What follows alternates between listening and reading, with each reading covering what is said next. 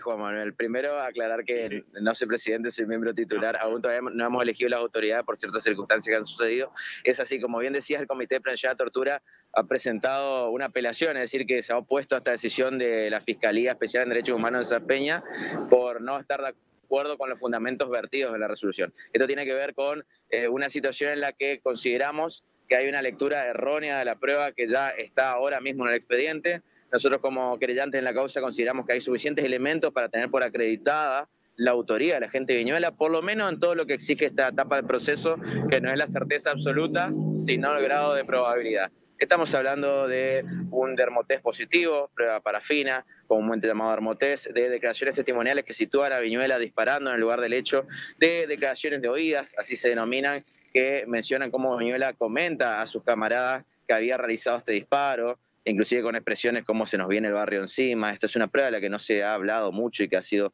omitida por los defensores de la fuerza de seguridad, particularmente de estos policías, y que todos estos elementos leídos integralmente nos llevan a presumir, por lo menos en grado de verosimilitud, la autoría de Viñuela. La doctora Sluzar, junto con el doctor Rescala, en su resolución indican que no hay una certeza absoluta. La certeza absoluta es un requisito solicitado durante el juicio, al momento de dictar una condena, no para la imputación y para el dictado de la prisión preventiva. Por lo cual, nosotros como querellantes en la causa, como Comité de Prevención de la Tortura, nos hemos opuesto a esta decisión, en primer término haciéndole ver a la fiscal, mediante un pedido de nulidad, estas argumentaciones que te estoy comentando. Y en segundo término, si eso no tuviera éxito, que se eleve a una instancia de apelaciones. Una medida similar, una decisión similar, idéntica, ha adoptado también la otra querella institucional, que es la Secretaría de Derechos Humanos y Género de la provincia, con quien también estamos en permanente contacto y articulación a través de nuestros equipos jurídicos. Y una novedad que tiene la causa es que el día de ayer se ha constituido como querellante en la causa la Secretaría de Derechos Humanos de la Nación. Por primera vez la Secretaría de Derechos Humanos de la Nación se constituye como querellante en una causa de violencia institucional en democracia en la provincia del Chaco. Con lo cual, las tres querellas institucionales, seguimos con la fuerte hipótesis que este hecho fue cometido por un integrante de la fuerza policial. Esto es una certeza que tenemos, y con respecto a la autoría, todo se indica, por lo menos hasta este momento, que ha sido el agente Viñuela, con lo cual nosotros nos hemos opuesto a esta decisión de la fiscal. Exactamente, los elementos que hoy mismo se encuentran en la causa son suficientes, y nosotros hacemos una lectura comparativa en otros hechos de homicidio, en otros delitos comunes no cometidos por fuerzas de seguridad, donde estos elementos indiciarios y de prueba son suficientes para sustentar una prisión preventiva. Más, sin embargo, lo que se ve en este caso es que hay un requisito de prueba muy forzada, digamos, en el sentido de que la fiscal aparentemente está buscando declaraciones testimoniales directas de absolutamente todos los hechos, cuando en realidad lo que tiene que hacerse es una lectura integral de todos los pequeños elementos que nos van arribando a la conclusión de que fue Viñuela, ¿no? Estoy hablando de las pericias, estoy hablando de las otras testimoniales, de las testimoniales de oídas, con lo cual, bueno, nosotros consideramos que, si bien hay que aclarar que Viñuela no quedó desvinculado de la causa, porque esto es una aclaración que hace la propia fiscal, ahí también nosotros lo que hacemos es una crítica en el sentido de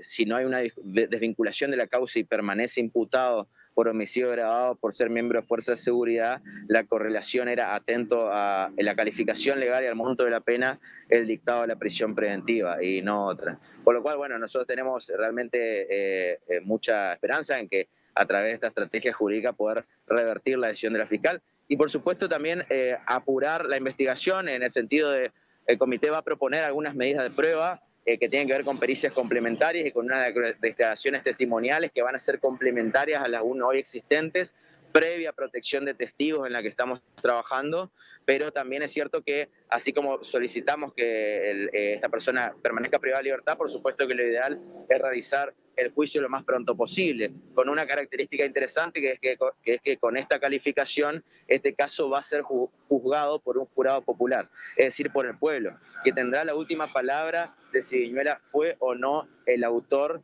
y en su caso condenar o absorber a la gente de Viñuela. Pero durante la investigación hay suficientes elementos para el dictado de la prisión preventiva. Recordemos que la única hipótesis en realidad para privar de libertad a una persona durante el proceso, donde todavía conserva su estatus jurídico de inocencia, es justamente esto que mencionás, Juan Manuel, el entorpecimiento, posible entorpecimiento de la investigación y el riesgo de fuga. serían esas dos variables las que permiten y fundamentan que una persona esté privada de libertad preventivamente. Nosotros consideramos, como en otros casos donde la pena amenazada, en el caso de ser condenados a la prisión perpetua, que aumenta el riesgo de fuga, por lo cual es un elemento importante a tener en cuenta. Por el otro lado, el entorpecimiento de la investigación, todavía aún restan testigos por declarar, testigos en situación de vulnerabilidad, y además de ello, el propio agente Viñuela ya ha dado muestras de encubrir el hecho, si bien no hablamos de un encubrimiento de tipo penal porque fue un hecho cometido por él mismo, pero la denuncia acerca del supuesto hurto del arma homicida, en este caso el posible arma homicida, es un elemento que indica cómo el propio agente Viñuela, estando en libertad, puede realizar otras maniobras que tienden a hacer que la justicia no pueda arribar a ciertas pruebas, como por ejemplo el análisis del propio arma de fuego, que no se puede hacer producto de este sospechoso hurto luego de haber estado portando el arma de fuego. Probablemente, Juan Manuel, esa por ahí es una pregunta que le debe responder la fiscal. Nosotros del Comité de Prevención de la Tortura también recordamos permanentemente a los funcionarios y funcionarias que se debe ejercer una investigación imparcial, eficiente e independiente, libre de todo tipo de presiones de cualquier naturaleza, no solamente políticas, sino también fácticas, digamos, de grupo de presión, que estas presiones siempre van a existir, pero sin embargo el rol del Poder Judicial y de los fiscales y las fiscales es poder tomar decisiones de acuerdo a derecho y no de acuerdo a este tipo de presiones. Así que habrán otros modos y otras áreas del Estado las que deben canalizar esa conflictividad, explicando la situación, explicando particularmente el porqué de las decisiones, inclusive brindando espacio de contención, sea a las familias afectadas por este hecho, a las víctimas, que son particularmente las comunidades originarias y particularmente la familia Lago, sea inclusive a los familiares de los trabajadores policiales que ven esto como una coyuntura laboral o como una cuestión a reivindicarse, digamos. Es la jefatura de policía, la Policía del Chaco, tiene herramientas de diálogo para poder explicar esta situación. A ver, inclusive hasta han garantizado la asistencia jurídica gratuita de estos agentes policiales, así que la situación está contenida y no debería ser la libertad de la gente de Viñuela un elemento de descompresión de esta situación social. Esto nosotros siempre lo recordamos permanentemente en este y en todos los casos.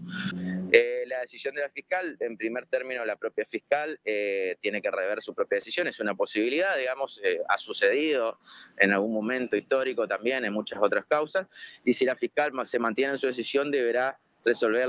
alguna de las cámaras criminales de resistencia que actúan como instancia de apelación.